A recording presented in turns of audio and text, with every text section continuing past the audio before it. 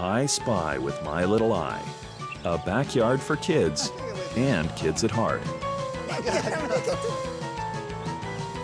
Now it's Kennedy. Yeah. It's kid-friendly and pretty adult-friendly, too. This is excellent. By the foot, by the yard, we're coming to you. Yeah, we're making it all right. Dirty hands, dirty plans, dirty business. I'm on my way to meet a new contact. His name's Marc. Hey, Joel, how you doing? Good, Marc. How are you? I'm good. Good. This is our backyard. Well, I like it. I like the fact that the garage is right there. I think it might create some nice intimate space for us. It's an old red brick garage, but it's got Virginia creeper, which is beautiful in the summer, not so beautiful in the winter, and it's a maintenance fiasco. So it's pretty open to the south here. We'd like to add some trees to hide the view to the back there. And how about your neighbor on this side? Do you want more privacy? No, everybody on the street's pretty good. That fence has had its days, but something low. Well, this tree here, it's sort of in your face. Did you guys want to save that? No, not necessarily. Okay, and this deck. It doesn't really work as a usable space, unfortunately. So I'm assuming that's your posse. That's them. Are they, sandbox active, or are we gonna have like a mechanical bull out here? Where are these guys going? Yeah, that's a possibility. We'll Yeah. bring them up to be cowboys. We're installing them all the time these days. I don't know, it's all the rage. Yeah, the mechanical bull was a bit over the top, but I think he gets the idea of twin 7-year-olds. Mechanical bull? What was I thinking? Time to measure up this space, partner. This is like a dream site because we have full sun conditions, no plants we have to worry about, but we get to play off the borrowed landscape with this magnificent, look at that tree, it's like one of the nicest trees. Yeah, it's incredible. Oh, how to get out of here? Hello? Let's check out the other side. Access could be an issue. This is the gate? It looks like a gate, it's a gate to nowhere. This is So, nailed shut. I'm getting claustrophobic in this garden, man. You can't get out. 3 for 3. Woo! We got all the information we need. All right, well, let's go back to the orifice and draw it up. So Marc's place, it's totally ready to go for us. Looks like a mess. I don't want to say it, but I mean, that's why people call us. They're looking for a few things that are not out of the norm. They're after decking. They're after the atmosphere that you would get from screens and post and beam type stuff. Actually, you know what? There's a horizontal fence here that might look good with a nice stain on it. So we might be able to salvage this fence, but put a new one here to match this side. But they want low here because they like their neighbors and they want to. I have to tell you, They don't want to cut them off. will we be removing the Victorian fence? Yeah, do you want it? That has so much history It has a behind lot it. of character. And that, do you know, repainted or done with something done with that? It could There's look some really sort of spectacular. nostalgia There value. is, No, and I it's true. hate tearing them out. Do they want it? No. That's gonna go. Is the garage okay? Just the. The garage has a perfect roof line. Square. That would work for that Dutch modern feel. It might be an interesting to paint it a really cool dark color, So- with beautiful cedar in front of it. So it might be an interesting architectural feature. Yeah. So Marc's house, nice clean blank.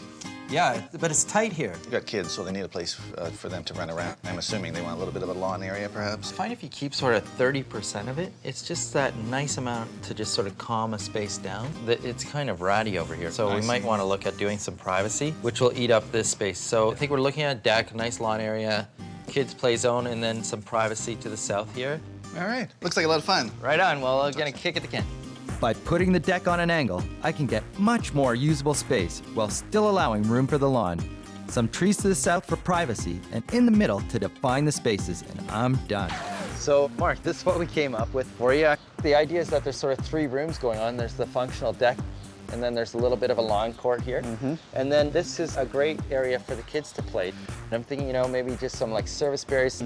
They'll sort of create a bit of a room here for you. Nice opportunity for some bench seatings with possible storage, if you'd like. And this would be a nice screen just to counterbalance so it's not all weighted on this side here. Right. And then the idea is that we do a whole bunch of columnar trees right across here, and it should really give you that privacy you're after on the south side here. Probably one of the most important things for your back garden is that garage. So I think the idea of maybe doing some horizontal slats might look like a really neat idea. Sure. Yeah, so how you feeling? Really can hardly wait to see it. Right on? The lawn is going to be deceptively small, so it will be interesting to see how the whole thing works for the kids running around. The kids won't be running around much yet. This yard's going to get pretty messy as we get rid of the old deck. I love breaking things. I'm looking for a plant in the dirt. Everybody keep your eyes open for a hardy hibiscus. He said he had one hardy hibiscus, and he wanted to save it. This is where we always get into trouble. Why don't we do what we always do? Buy him a new one. Yeah, we might have to. So I might get in trouble. Not only is Marc's prized plant MIA, we're about to pay our final respects to the little apple tree. This is coming up? Cut her down. Yep. We're killing trees. That's what we do here. Whoever can climb to the top of it gets a prize. What do I get? Like a monkey, you get a prize. Nina! Uh-oh, this is gonna What do I get? This is gonna end poorly.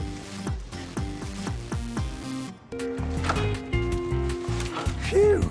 With the tree gone, we can finally get to work, digging the post holes for the new deck. That's deep, all right. Now we're ready for the posts. Working with such a small, confined space forces you to think smart and plan efficiently.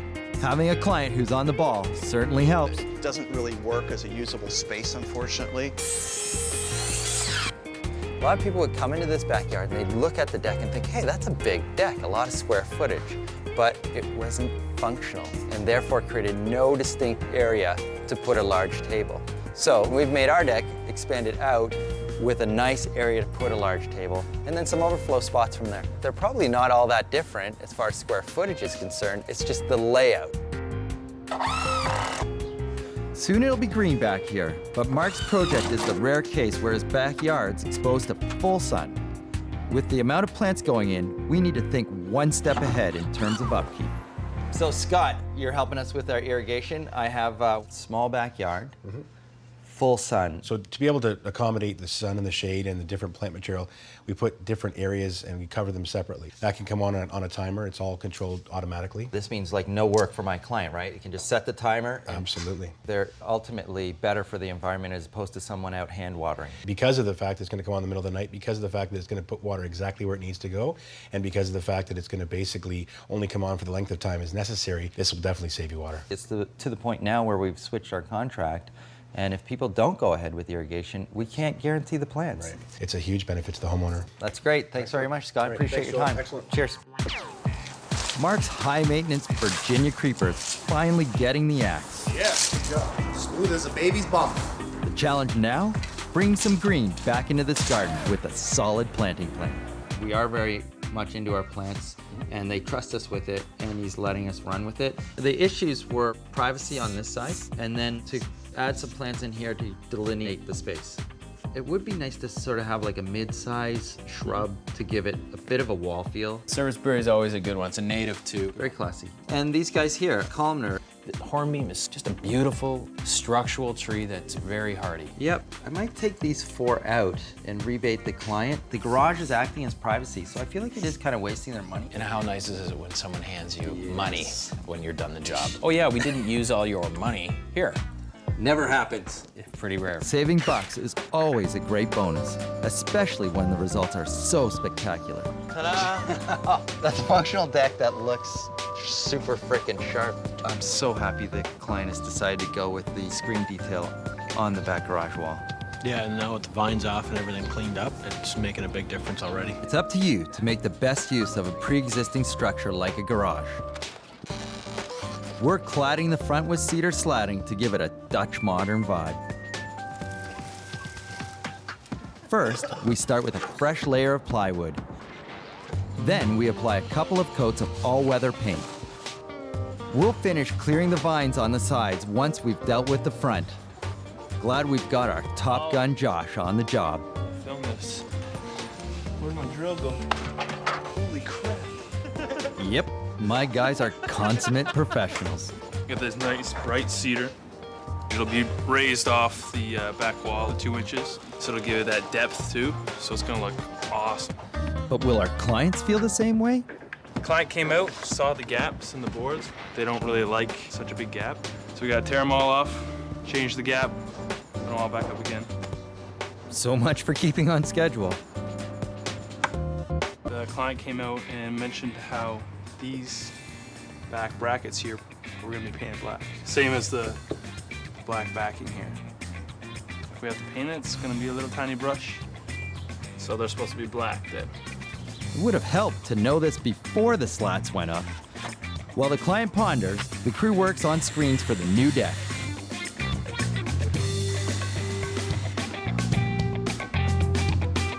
Designs often change on site as you see all the elements come together. Making a house call to make some adjustments of my own. How's it going? Looks good. You like it? Yeah, I love it. It's quite the cedar forest. Maybe both fences go black. It looks like, you know, somebody from like Denmark named Ingve did this or something. I'm really pleased with this modern transformation. But with Marc's full house, we need functional, hardy plants to make this yard practical. I felt like this maiden grass was appropriate for Marc's backyard because they're super tough and hardy. I love the fact that it's spring and it's already sort of 18 inches, 2 feet high. To create the feeling of rooms in Marc's garden, service berries are the way to go. Their size and shape are just right. Look at all these friggin' service berries. I think I phoned last week and they said, oh, I think we're running out. I know. This plant's amazing too because it has interest for every season. It has this beautiful yellow flower we're seeing now. Very subtle, not a big deal, but it's still there. Beautiful red berry and Edible. edible. They're not really, really tasty, but they're kind of cool. Oh, Perfect. these are excellent, man. Yeah. The crew's back at Marc's laying some fresh soil and sod. What a difference already. In our business, making clients happy is key. The design of the garage wall, at first we thought it was going to be a monolithic black with the wood slats straight across. And as you can see that there's vertical cedar, but now that we're getting used to it, we really like the geometrical effect of it. So we're going to leave it as it is. Yay! What a relief. I think the backyard's going to be used all the time now with the size of the deck and the foliage that's going to go in, which is really going to be interesting once that's in. It's going to kind of top it off.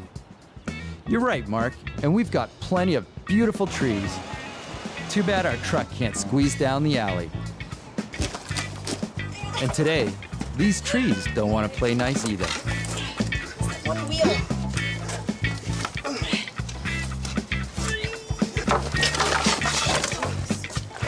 Anyone got a really skinny forklift? It's like giving birth. Squeaker. This is a echinacea.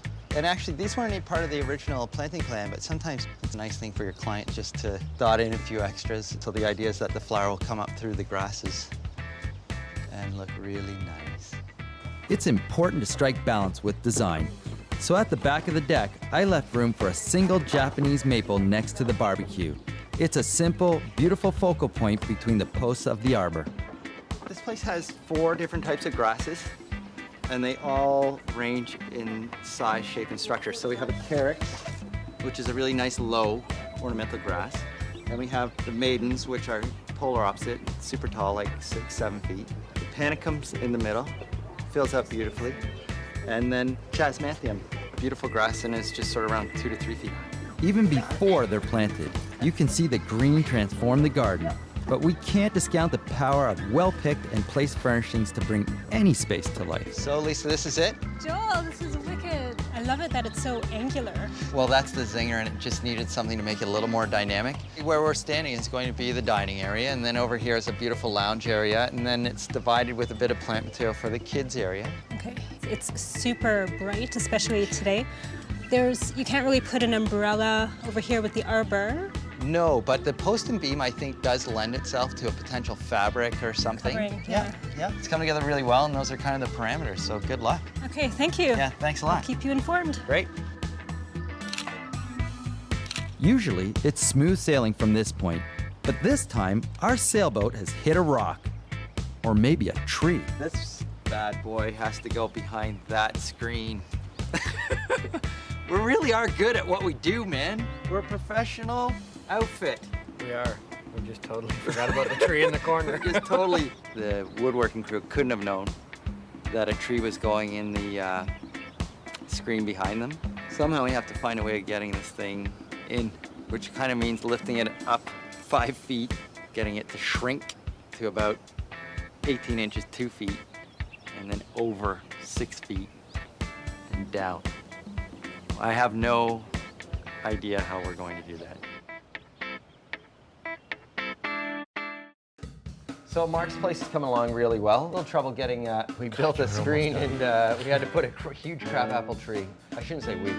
The guys had to put a huge crabapple tree over the screen, which was a little bit problematic. That's what we pay them for.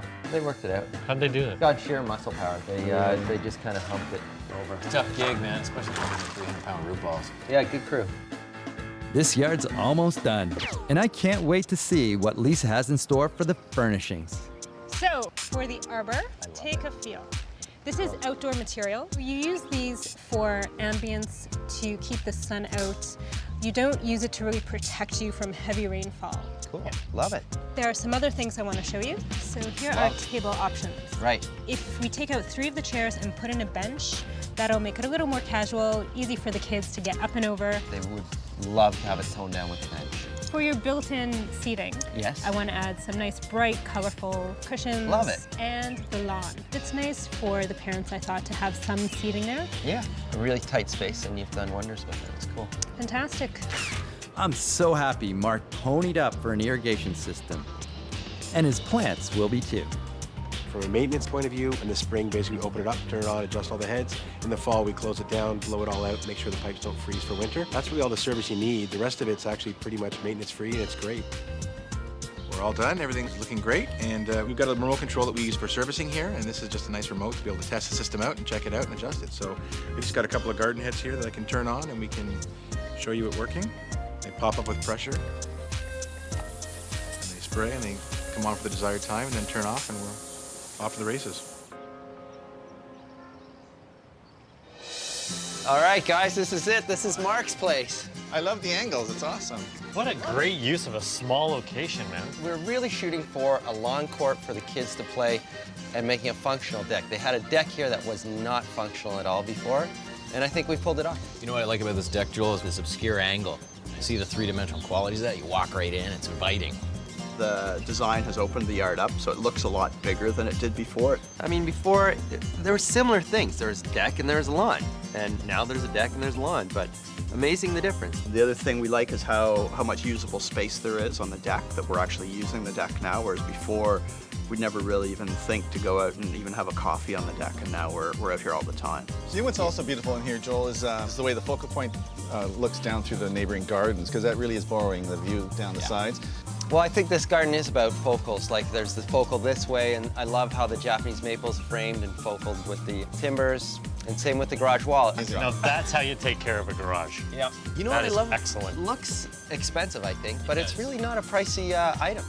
Before, when you came out, all you had to do is look south and you would see alley and graffiti and everything. Now it's almost like a little oasis. The screen and the trees behind it have completely obscured the view to the south, and it works really well. What I love about these screens, too, they're not a solid screen, so you don't feel closed in. I mean, you feel cozy, but because of the graduated levels of screening that's more open at the top, it really makes a beautiful open feeling. And I love the fabric on top. You know, I don't think anything says more relaxing than just having some kind of a shade draped over an arbor. And I just want to quickly comment on the furniture here, how glam it is, black, stainless steel, very chic, very cool. I love And it really picks up on the modernity of the garden, of the intent of the garden. The furniture follows that same guideline. The kids love the design. They're out here all the time now. They've started to use this as a performing arts center where the audience will be on the grass and they'll be up here on the stage, and they're out here quite a bit as well. So it's good for the entire family. This is actually just an old beat-up white door on the garage, but we decided, hey, let's put chalkboard paint on it. It's black, and the kids can have fun. It's a kid-friendly garden. We do our best we can to line up the spaces, but you never know exactly how people are going to use it. They're using it all. It's a wonderful thing. Joel, that's a great idea with the chalk. I think we should go down and leave our mark. Let's do it. Let's write on the door. Woo! It's right on the door. Lower I want orange. I'll get the head. There's a puppy healer. There you go. I'll draw down there. Yeah, that's me. And now it's me. And now it's Kennedy.